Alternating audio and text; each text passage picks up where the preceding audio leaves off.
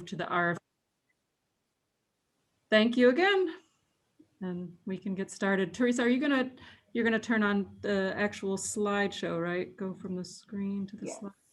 Okay. All right.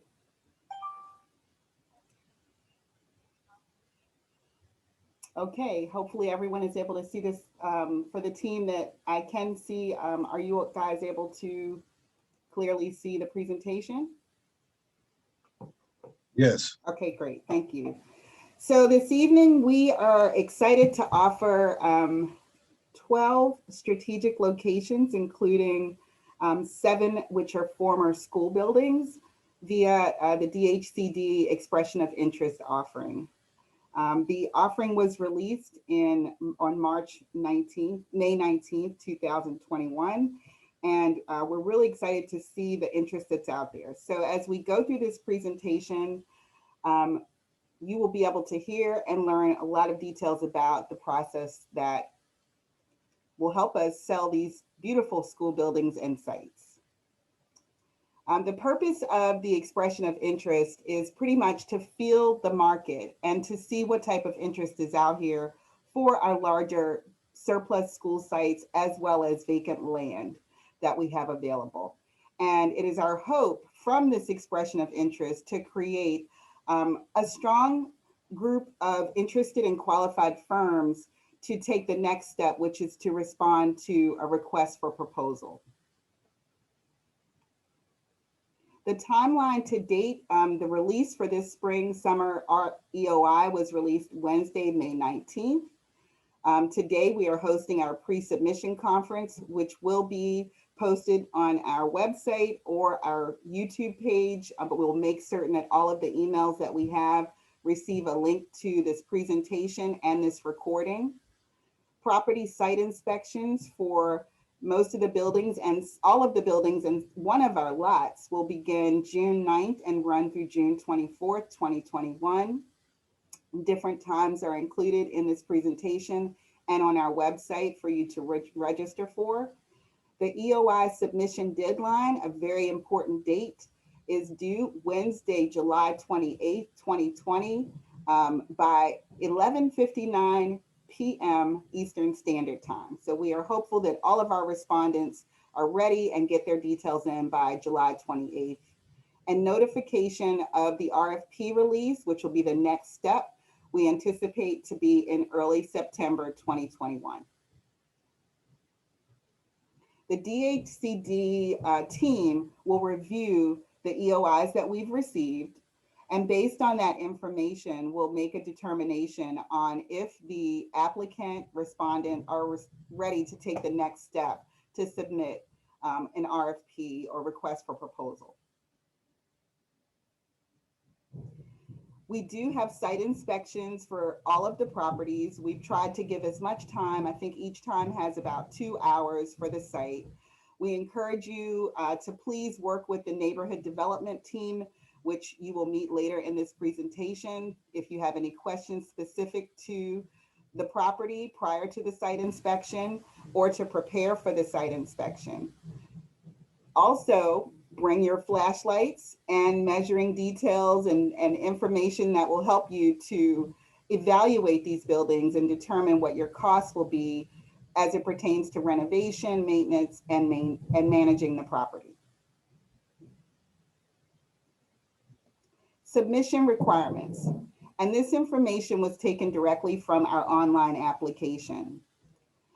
Applicants will be required to submit a letter of interest with a 500-word limit. This can be a PDF and attached to the application online.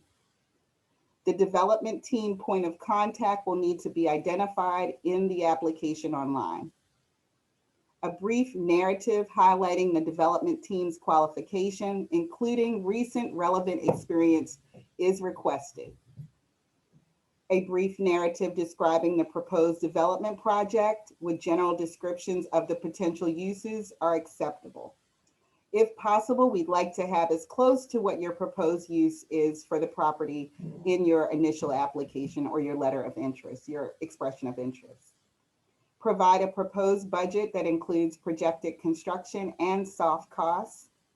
and identify potential funding sources. Detail is desirable but not necessary. And please include any public or private financing sources that your team will be pursuing for the project. And now we get to the fun part of today's presentation, which is the highlight of our different properties. And you will meet our neighborhood development team. Our first person to present this morning is Mr. Eric Lee, who is the manager for the Northeast District, and he will discuss the properties that are included here in this image. Eric? Thank you, Teresa, and good evening, everyone. We're glad that you're with us tonight. I'm going to give a brief overview of each one of the properties. I have 4 properties that are in my district, which is the Northeast District of the city of Baltimore. If you're looking at the screen, you'll see at the top left-hand, there's a bundle of lots called Castle and Chester Street Bundle. And it's a beautiful site because it's a very well put together bundle of lots. You have 1900 to 1924 North Chester Street, which are 13 lots. And then right in the middle, you have 2025 East 20th Street, which is one large lot. And then on the very opposite side, you have 1901 to 1927 North Castle Street, and that's 14 lots. The total square footage for this bundle of lots is 27,000 square feet, 27,328 to be exact. And it's located in South Clifton Park community, which is just north of Broadway East. They do have an active community association there called the South Clifton Park, which would be integrally involved with what goes on that location. These lots are in close proximity to Clifton Park, one of Baltimore City's largest park, which has baseball fields, tennis courts, and a public pool. And it's also close to the newly constructed 21st Century School, which is Hartford Heights Elementary, and part of the city's Inspire program, which is committed to revitalizing the surrounding communities.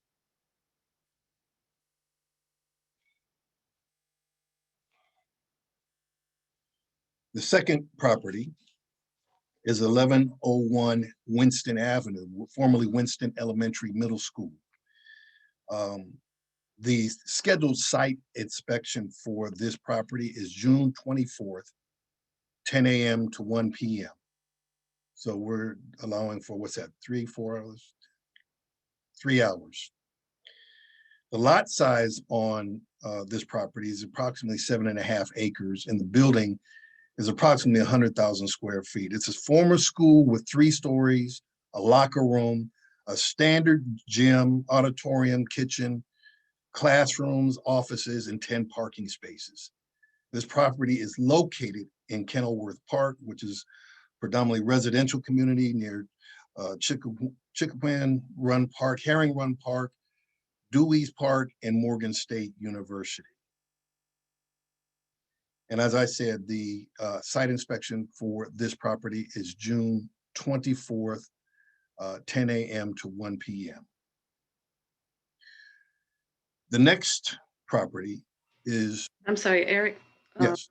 Just to double back on that, you said 10 to 1 and it says 2 to 5. Just want to double check. So that should be switched with, that should be switched with the 411 East Cold Spring. So it should be 10 to 1. Okay, I'll correct that.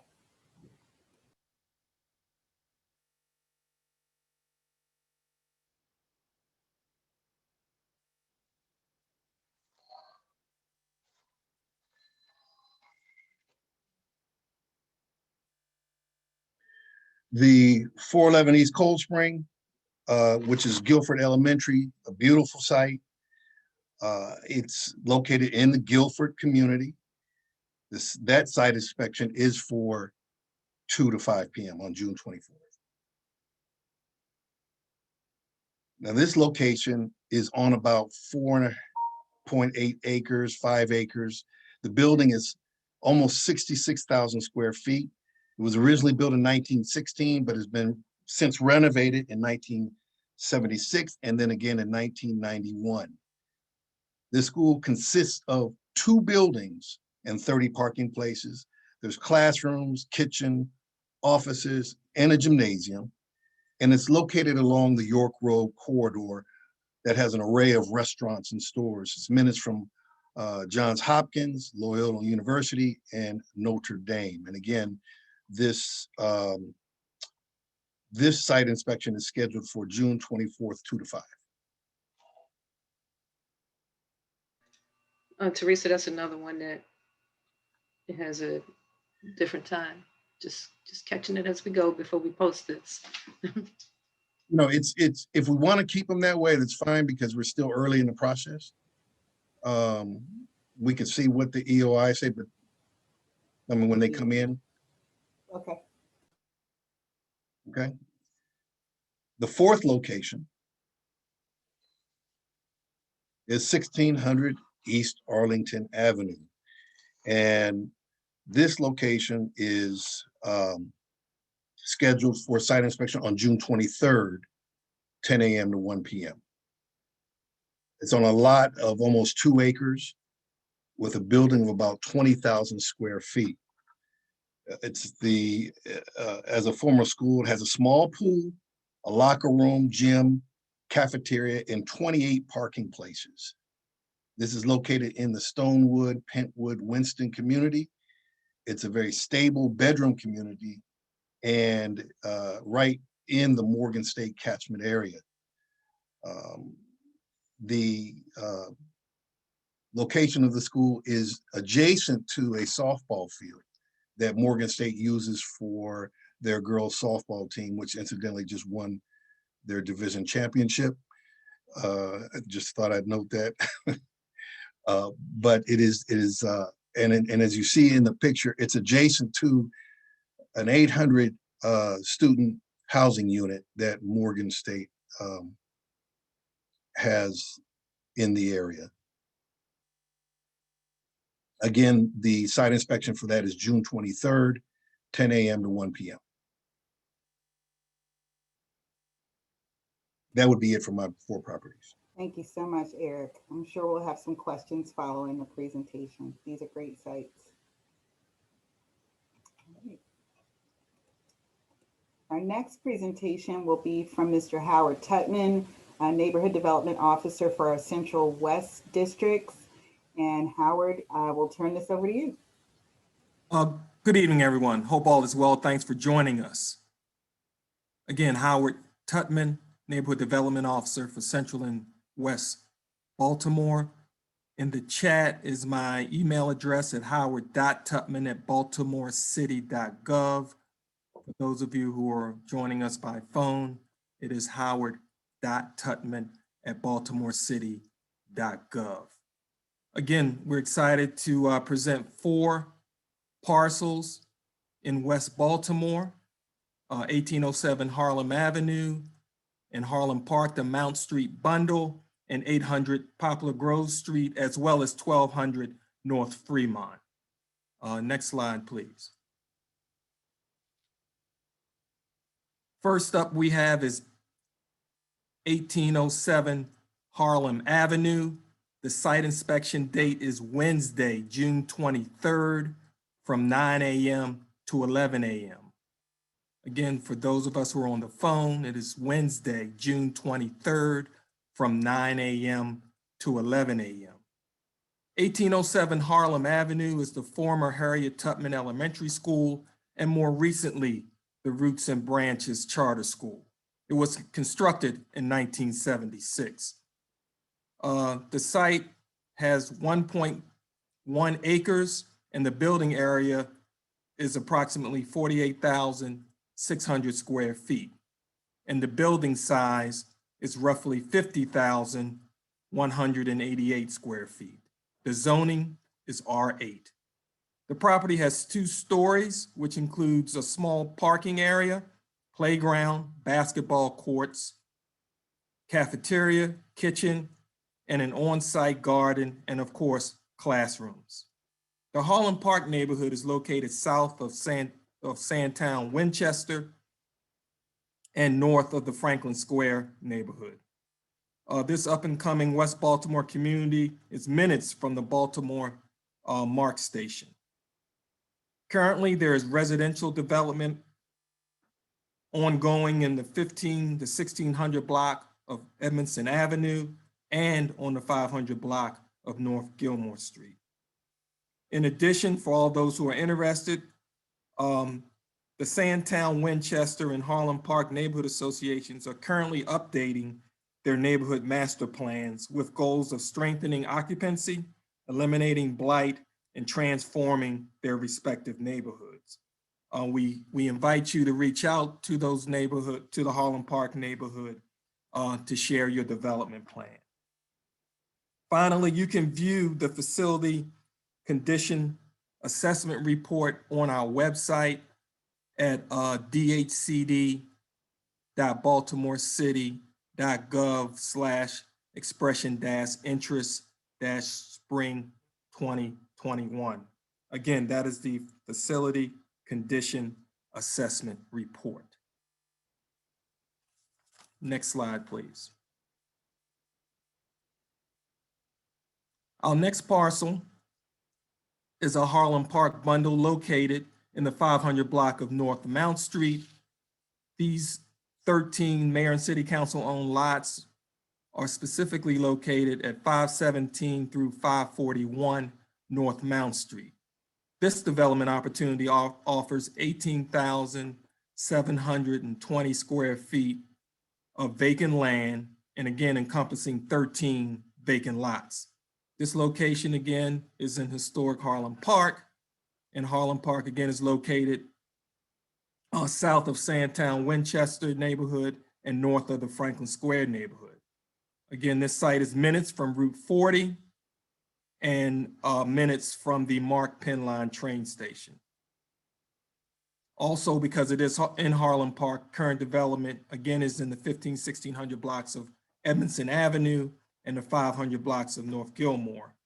And just like the other previous property, Sandtown, Winchester, Harlem Park communities are currently updating their master plan.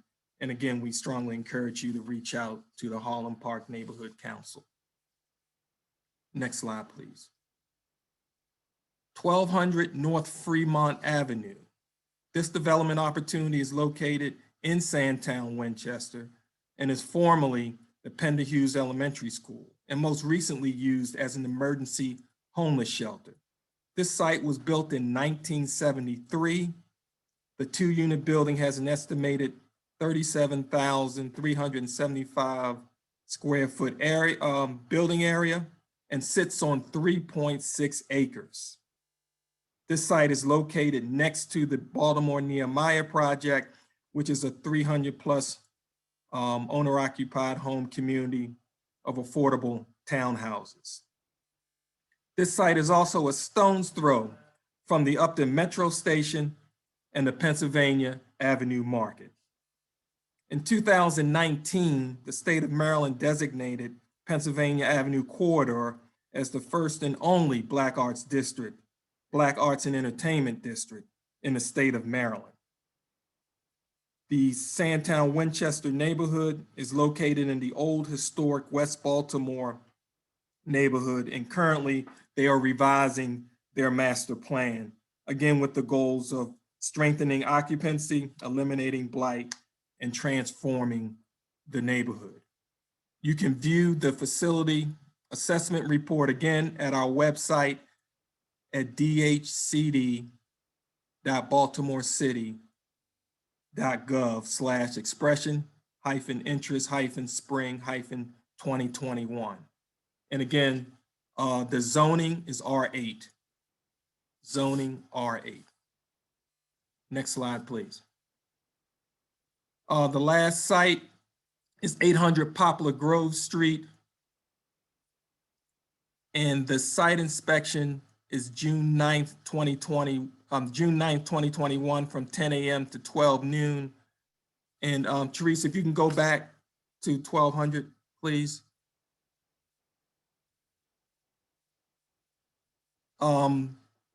That site inspection is June 16th for 1200 North Fremont, June 16th from 10 a.m. to 12 noon. 1200 North Fremont, June 16th from 10 a.m. to 12 noon. 800 Poplar Grove Street, again, site inspection, June 9th from 10 a.m. to 12 noon. June 9th, 10 a.m. to 12 noon. This development site is located in the Franklintown Road neighborhood and is the former Alexander Hamilton Elementary School. This building was constructed in 1982 and sits on nearly 4 acres with a building area of approximately 53,304 square feet. This building has 3 stories and includes 29 parking spaces, playground space, classrooms, cafeteria, a kitchen, stage, an elevator, loading dock, and a concrete hard surface area. The Franklintown Road community is located just south of the Winchester neighborhood, north of Fayette Street Outreach neighborhood, and west of the Mosier neighborhood. This property is minutes from Route 40 and Leakin Park in West Baltimore, and minutes from the Penn Line train station. And again, you can view the facility condition assessment report on our website at dhcd.baltimorecity.gov/expression-interest-spring-2021. Thank you. Thank you so much, Howard. That was great.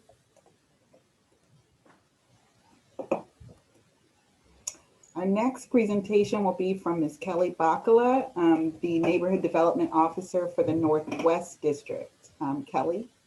Thank you, Teresa. Hi, everybody. My name is Kelly Bacala. I'm the Northwest Neighborhood Development Officer. I've put my email in the chat, but for those on the phone, it is KELLY.Bacala, B as in boy, ACCALA @baltimorecity.gov. So thank you everyone for joining us. Teresa, you can get started with the first slide. We have 2 really unique properties in Northwest that I'm really happy to have on our EOI list this year. The first one is 2 lots on Reisterstown Road, 4419 and 4431 Reisterstown Road. They are located behind the Park Lane Shopping Center and next to the Zeta Center. They total roughly 2/3 of an acre. They're at about 0.62 square feet. Around 2,700 square feet. It is zoned C2, which has many allowable uses, including residential care, office, daycare, animal clinic, carryout, entertainment, restaurant, healthcare, etc. There's also 30 more additional uses that are conditional by board, including a drive-through restaurant, if that would be something that you were interested in. I had also posted in the chat the zoning code cheat sheet is toward the back of the zoning code, and for commercial C2 uses, it's on page 431. So if you want a full list of what is allowable in C2, you can check out our zoning code manual on page 431. But it's a great site. It has a lot of potential, and we'll be working with Park Heights Renaissance to promote the sale. And we hope to have a lot of interesting applicants. It's one of the only commercial sites that has been offered through EOI in as long as I know. So I'm really excited to be able to offer this. Next slide. Okay, now I know all of you folks are zoning nerds and you're really into very odd and obscure zoning laws. But have I got the property for you? This is 2650 Quantico Avenue.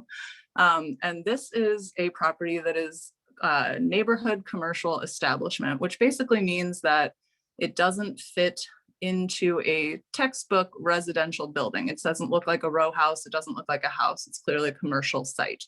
So it has additional allowable uses that are considered non-residential.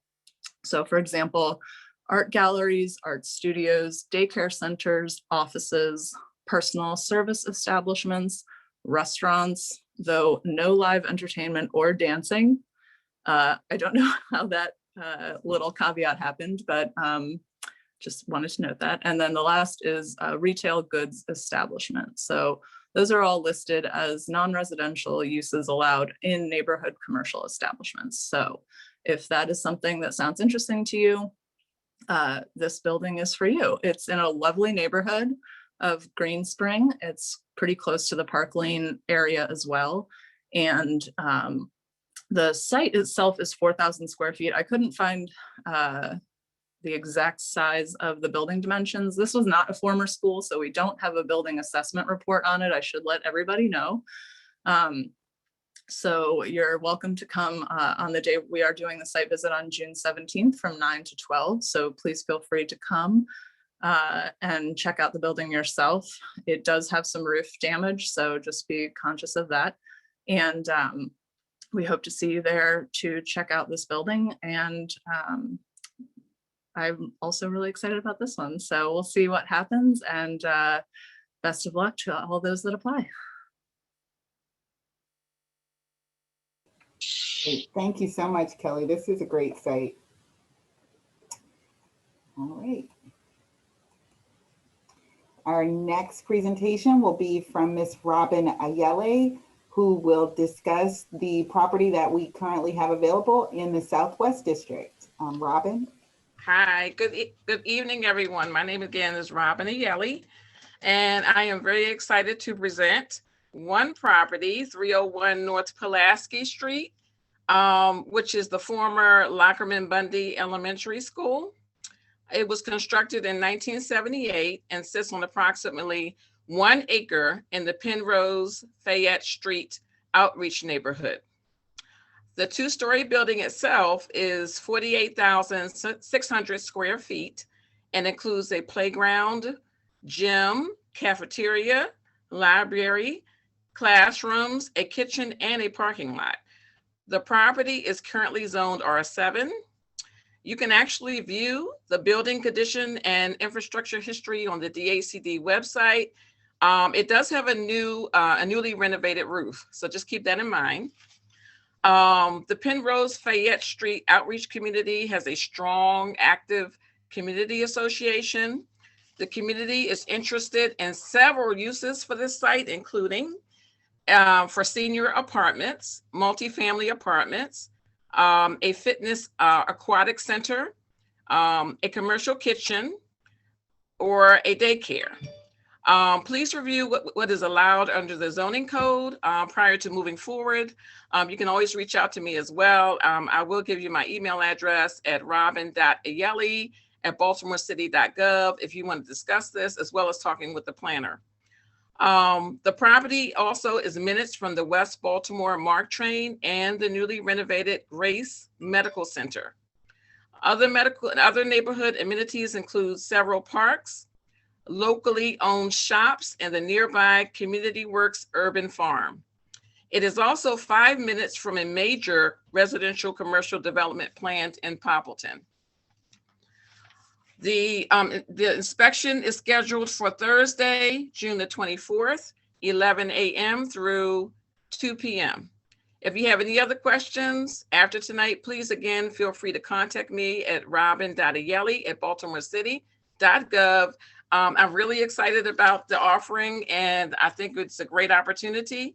So please get in touch if you're interested. Thank you. Thank you, Robin. And our final property is going to be presented by Miss Nikki Cooper Moore, in the Neighborhood Development Officer for the Eastern District. Nikki. Hi, good evening, everyone. Sorry, my picture kind of just flickering in and out. Sorry about that. So just wanted to say welcome, everybody. I'm very excited to offer 1630 North Patterson Park Avenue. As Teresa mentioned, I do manage the Eastern District neighborhood. This property was built in 1900. It was used as a storage facility for the adjacent property at Humana that I know a lot of you guys may be familiar with. The lot size is 1.089 acres. Currently, the zoning is OR1, which is for the office residential district. And Teresa, I believe she included the link for those who would like to find out more information about the zoning. OR1 can be found on page 455 of the PDF. So if you need more details, please feel free to check out that link. I can just go over a couple of the uses. One, of course, being the residential, daycares, adult or child, institutional uses, which includes an educational facility, place of worship, commercial use, which includes healthcare clinic, an office space, neighborhood commercial establishments, which will require a zoning variance, will be art galleries, art studios, restaurants, retail good establishments. Those are just some of the permissible uses. As I mentioned, please feel free to check that link to see what other uses this property will qualify for. Nearby development, 1630 faces the Oliver Senior Center, which is about a couple years old. Then we also have East Federal Street. We currently have some renovations that are underway. And East Federal is actually located a block behind the North Patterson Park property. So new renovations are underway there. We also have the North Gay Street corridor. We have the Bishop Hickman from Southern Baptist Church. He has a lot going on further up the street along Gay, going towards East North Avenue. And on the southern end is the 1400 block of North Gay. We're going to have some, on the odd side of the block, there's going to be some apartment building that's going to be there. And directly across from there will be a future expression of interest or RFP for the Gay Street bundle.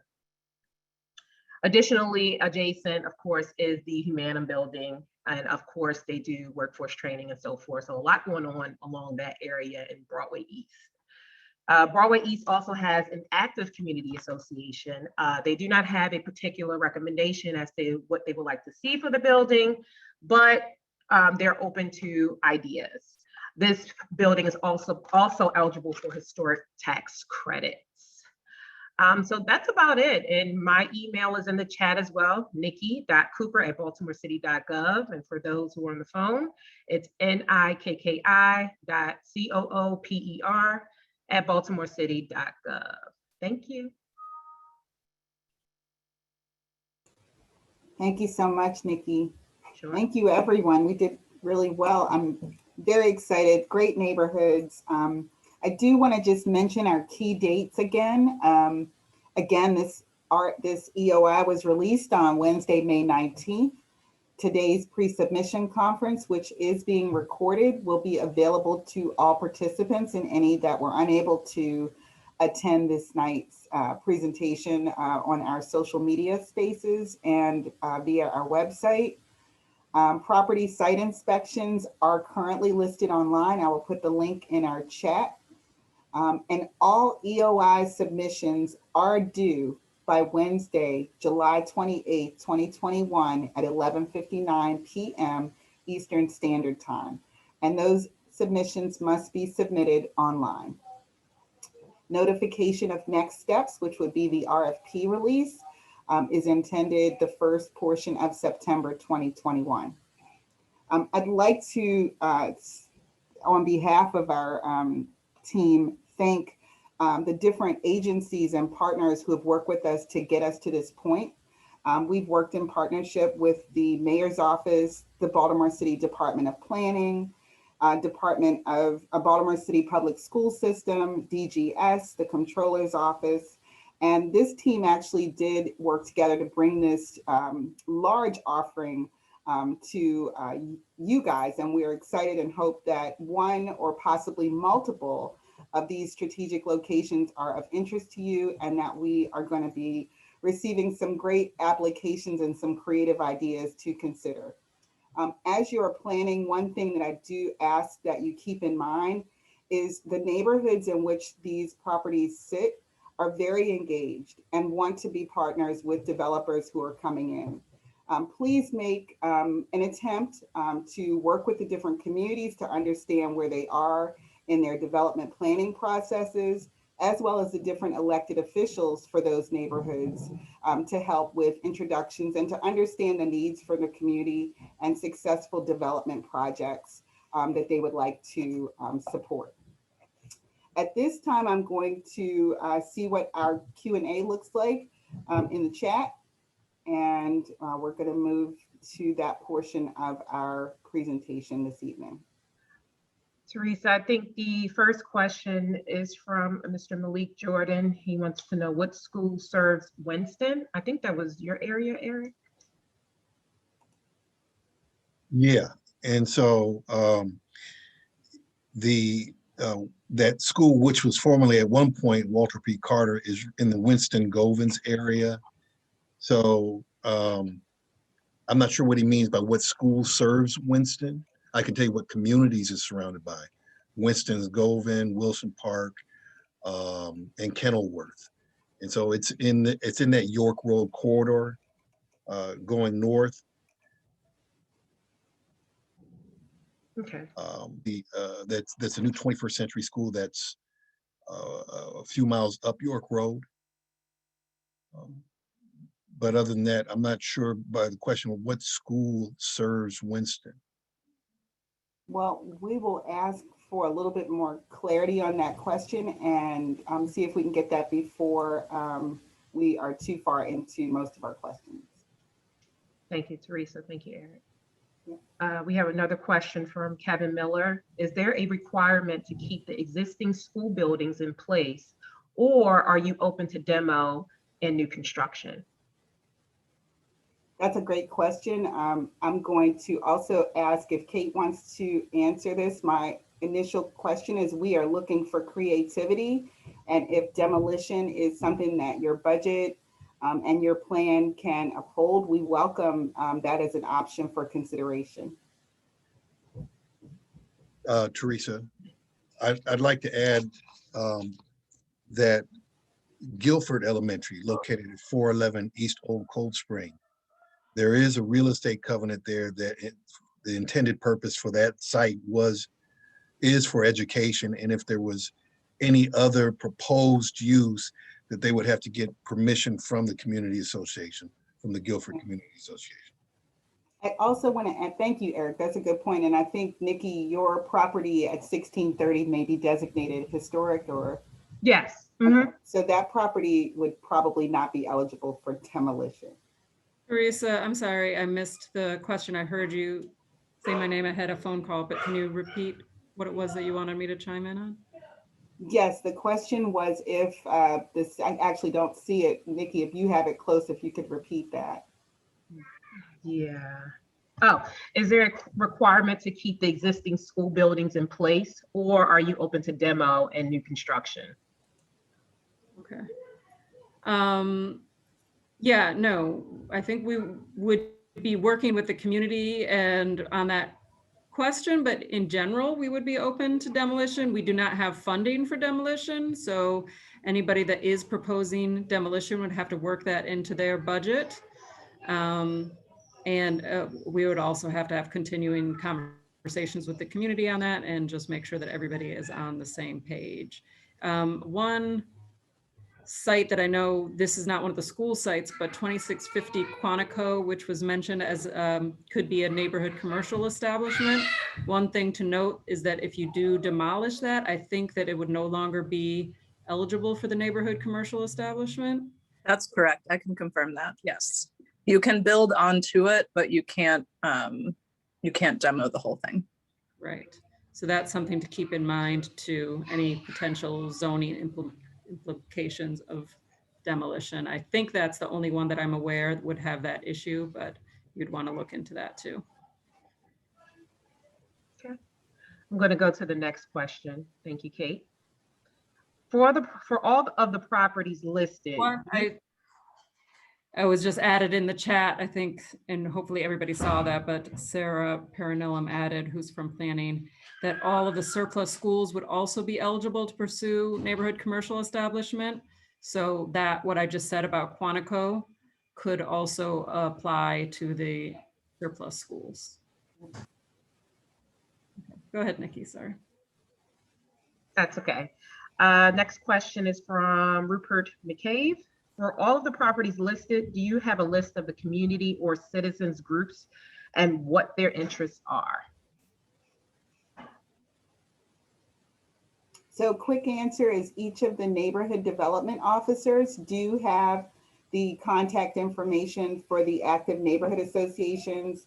And we participated, actually it was led by the Department of Planning and Community Engagement piece. There are some neighborhoods who have identified specific uses, and that would be something that you could get from the neighborhood development officer. Teresa, would it be helpful if we just put the information in the chat as well? For each of the neighborhoods? Mm-hmm. And if you can do that before, or we can actually, if you can forward that, we can put it in the Q&A that we post online. It's a pretty big document. I don't know if we can get it all in today though. Oh, okay, gotcha. All right, next question is from Kim McCalla. When will someone be notified prior to the release of the RFP that they can move to the RFP phase from the EOI? Our timeline currently is the latter portion of August, the first week of September for the release of the RFP. If we are moving forward with a particular property from the EOI. Everyone that submits an application will receive confirmation email and a link to the neighborhood development officer to remain in contact during this process. Thank you. Next question is from Tyler Wirt. Are nonprofit organizations eligible to apply if they have the capacity to repurpose one of these buildings? Absolutely. Kate, do you want to take this one? Was the question, could you repeat it again, just whether or not nonprofits are eligible to apply? That is Yes, correct. if they have the capacity to repurpose one of the buildings, yes. Yes, I don't know that I need to add much more to it. Yes, they are eligible. They would have to have the same capacity as was mentioned, that they would have capacity to maintain the building, purchase the building, and do any kind of repairs that are necessary to the building. They would have to have the capacity to do all of that at the time of their application. Thanks, Kate. Wonderful. Next question. Will all of the information provided be posted on the DHCD website? I think, Teresa, I think you mentioned that already. It will be, and we will have a copy of the video available as well. Yes, the PowerPoint and the recording of tonight's meeting and the Q&A. Thank you. All right, next question. If to build residential on school site, what is the procedure for demolition of an existing building? If they wanted to demo for residential, that's the question. And then what's the procedure for demolition? Yeah, if they wanted to build on a residential school site, what is the procedure for demolition of an existing building? Right. So as I mentioned before, they would have to have within their budget, the money to demolish the building. And so they should definitely look into that prior to putting in a proposal, because some of these buildings are going to be very expensive to demolish. But if they're able to work that into their budget and cover that cost, then the procedure basically is just whatever environmental steps that they need to take to make sure it's ready for demolition and to get a demolition permit and go through the standard process for demolishing a building. Wonderful. Okay, next question is from Bob Pippett. Does an entity need to have applied to the EOI for a site in order to participate in any subsequent RFP that may issued for the same site? Great question. Hi, Bob. The answer is we are moving in that direction. However, the EOI is really to give us a temperature of the interest and the qualifications of that interest in order to move to an RFP. So at the current situation, when we offer the RFP for these properties in the fall of 2021, it will be open for all. We are hoping to give a higher ranking to those that submitted interest via the expression of interest in the RFP review process, but that has not yet been confirmed. Actually, we definitely strongly encourage everyone who is interested in the RFP to submit for the EOI. And we will be giving preference to those who have submitted for the EOI. So please make sure if you are interested in the RFP at all, put in something for the EOI. All right. Next question. What community organizations exist in the Winston Avenue site? Eric, do you want to take that one?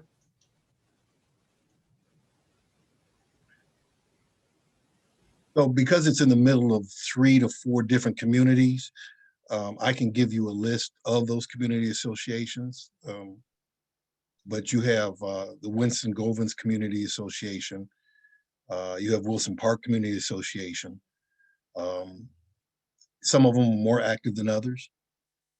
So I'll be able to provide that information to you. My email is ericp.lee@baltimorecity.gov. Please feel free to email me and I'll be sure to get that information to you. Thank you, Eric. Next question. In the building condition assessment reports, are those numbers reflect the cost to maintain and or replace a school building, or are the numbers for general conditional costs?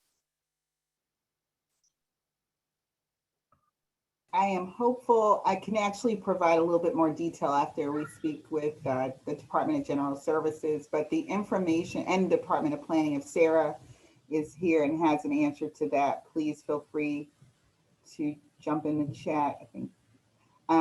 But the property assessment report, they are dated. However, that information does give you estimated costs on the management, the expenses affiliated with the respective buildings. Okay, thanks, Teresa. Next question. Are there particular use types of interest to the city for all the properties? There are, and that's what I think an earlier question was posed. We will include in the question and answer the list from each of the neighborhood development officers of ideas shared from the community associations and what is allowed under the current zoning for the property. Next question is, do we have an asking price on each building? So this is a popular question, and part of the expression of interest is to gauge the interest because we will be required to perform appraisals on the larger properties and sites, which is an expense to the city of Baltimore. So based on the appraised value of the property, we'd like to come to a comfortable medium on the acquisition price from the applicant.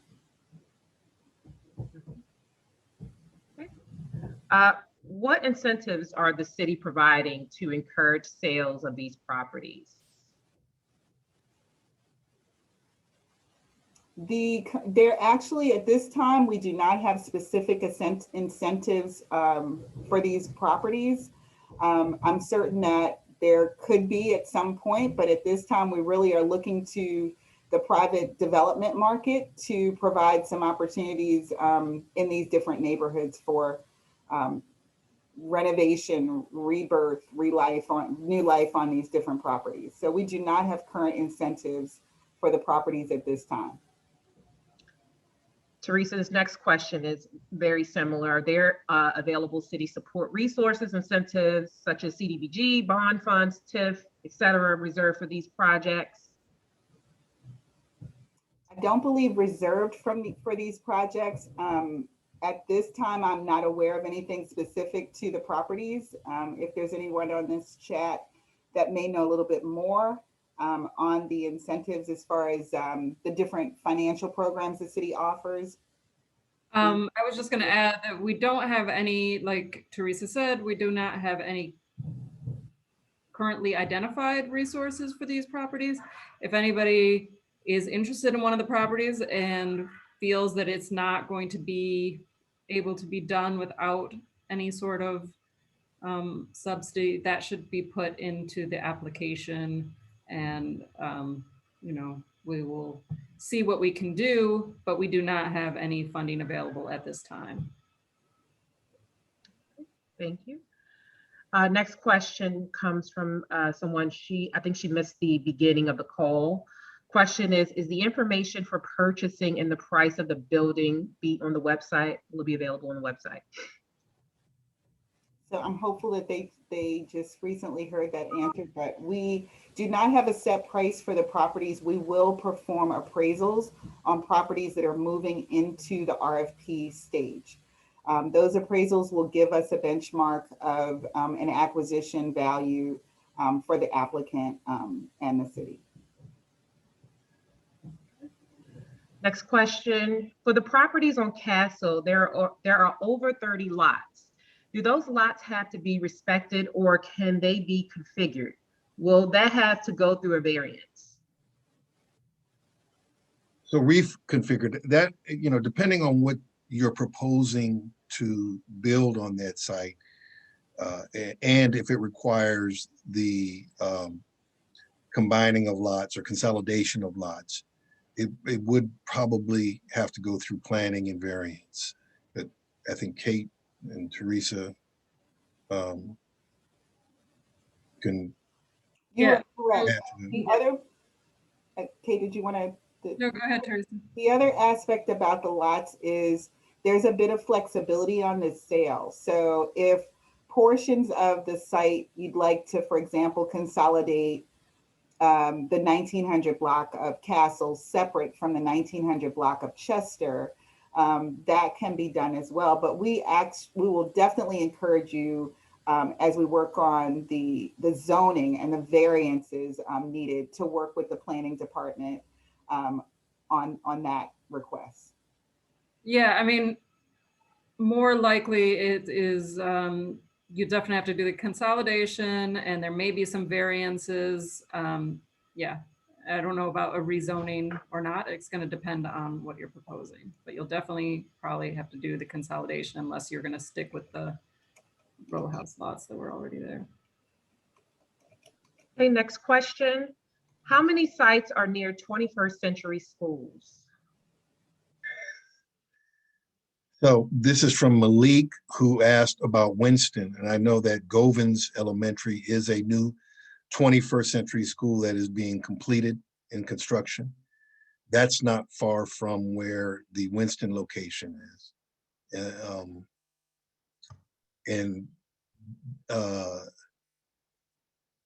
And I know that Guilford Elementary, 411 East Old Cold Spring, actually closed because they were combining Guilford and Walter B. Carter, which is all in that catchment area. So Govins Elementary, but Govins only goes, I think, grades 1 through 5. And so depending on, Malik, what you're looking to do at the Winston site or any of the other sites, I think it's important to see what grades are covered in the 21st century school if you want to do something pertaining to education and you want to expand it past the 5th grade, that opportunity might be there. Thanks, Eric. Next question. Is the city open to contributing the asking price as incentive to the prospective offerers? I like how that was nicely put. I'm sorry, can I say, to Malik, I'm sorry, I forgot that Hartford Heights is a 21st century school, which is over close to the Castle Street bundle. Thank you, Eric. All right, thank you. I did see that question, and again, the city is looking for creative responses from qualified developers. There will be an acquisition price. We are required to do an appraisal because of the size and value of the properties that we are offering. But that question is creatively asked, I'm not certain if we would be able to answer that as a definite at this point. Thanks, Teresa. Kate, I'm sorry, did you? Just to add again, you know, when you're putting these together, you need to do your research and put together your best offer. And if it is, I think we can just leave it at that. But put forward your best offer. It has to be competitive. You're going to be competing with others. If based on your budget, you need to be honest and forthright with your best offer, but you know, and then we'll have to consider it from there. Okay. Should we include an acquisition price with the preliminary budgets for the EOI submission? Yes. Do we need to redevelop the project within the time frame? And is there any deed restriction?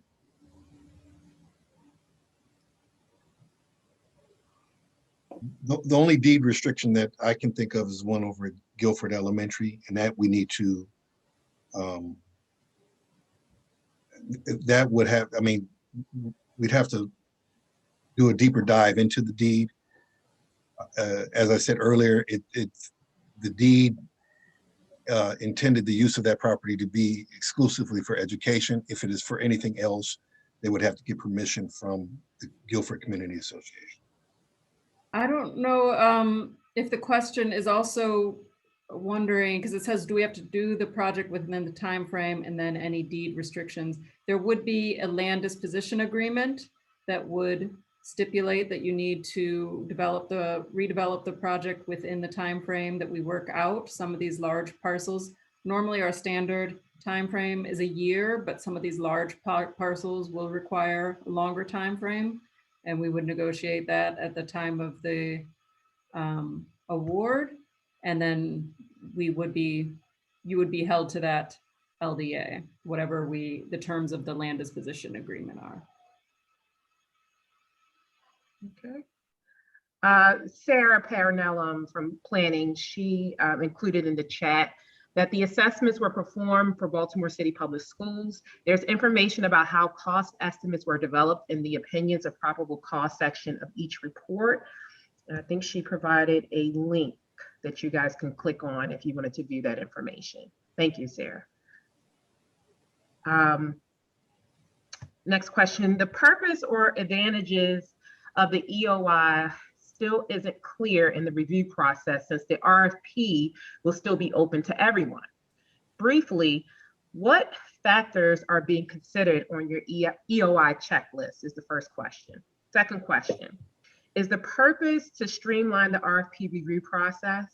And how can developers whose RFP is not selected request a debriefing?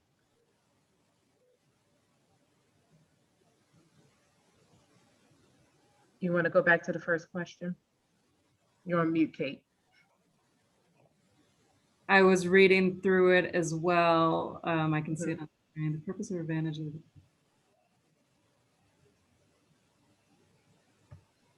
So I guess they're asking what factors are being considered with the EOI checklist when we do the review.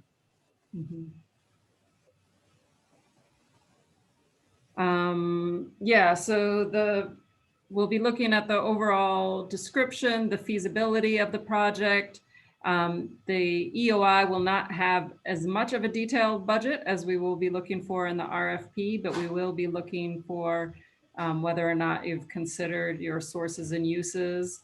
And then the purpose of yes, it is the purpose is to streamline the RFP review process.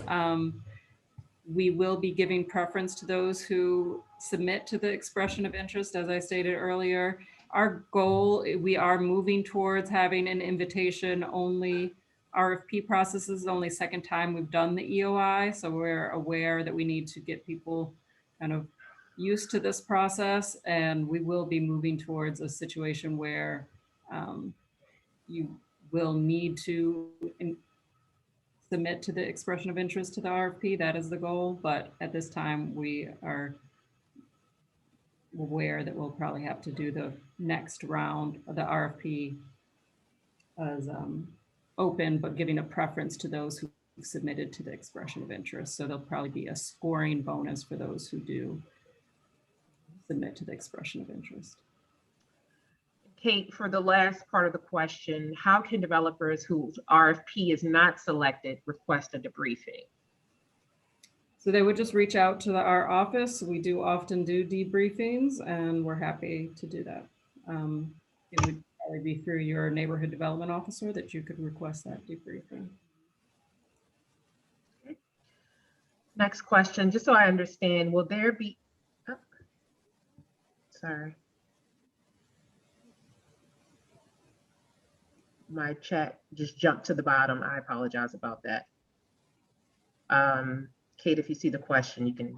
I was gonna, so just so I understand, will there be an RFP issued for each site being offered? This is actually helping us to determine whether or not we're going to issue an RFP in the fall. As Teresa stated earlier, this is fielding the interest, seeing how much interest is out there. So it is possible that one of the sites will not have an RFP in the fall. Thank you. And Teresa, I see that you included in site inspection pre-registration link. So for those who are interested in viewing the properties, please click on the link and register so that we know, approximately how many people will be attending.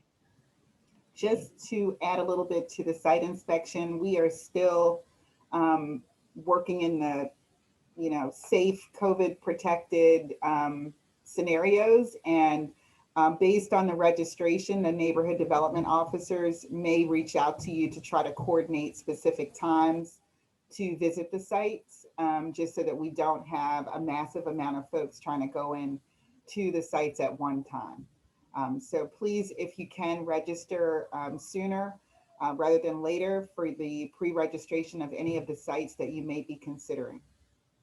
And if I could just add, because there was some confusion earlier with the times for the site inspection for Winston and Guilford Elementary, we'll keep them as posted on the on this presentation. So Guilford will be from 10 to 1 on June 24th, and Winston will be from 2 to 5 on June 24th. And there was one more question added as we were talking. Yes. For the EOI, are you looking for identification of potential for potential funds, resources, or do you need to see a warm and fuzzy from a potential identified fund source? I'm not sure what they mean by a warm and fuzzy. We would like to know we would want identification of potential foreign fund resources. Maybe they mean, do we need a letter of intent? I mean, I think if we have a letter to add, that would, or a letter of interest from a potential funding source, that certainly would strengthen your proposal. But for the EOI phase, that's not required. It's more, a letter of intent they added. It's more looking for identification of sources that you will be seeking. Okay.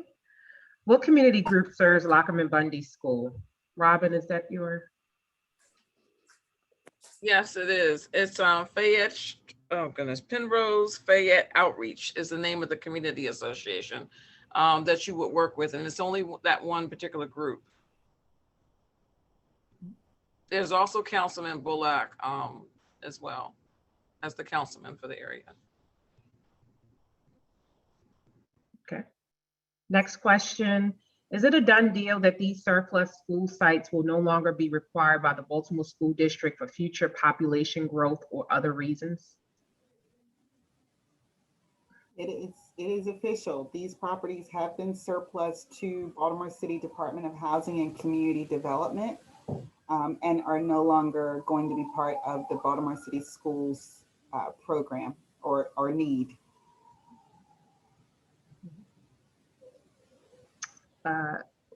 We have a comment. I think that if you guys have ideas for certain developments, you should come together. Okay. All right. Well, Thank you so much for that. All right. This has been very helpful. I do want to add that if you're not familiar with our DHCD code map feature, that is a very helpful tool to look at the neighborhoods surrounding the sites that we are offering through the expression of interest for spring 2021. I want to again thank the presenters, neighborhood development team, our acting deputy commissioner, and all of you guys for joining us this evening. Please stay connected with us.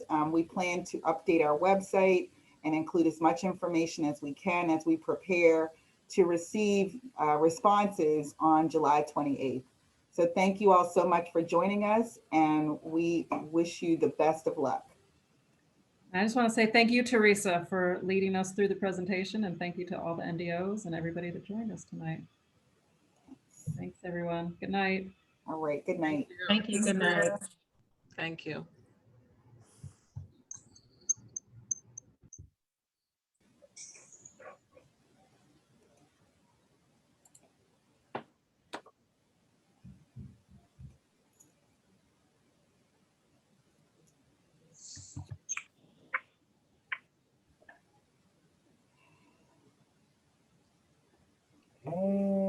Teresa, would you like me to stop the recording?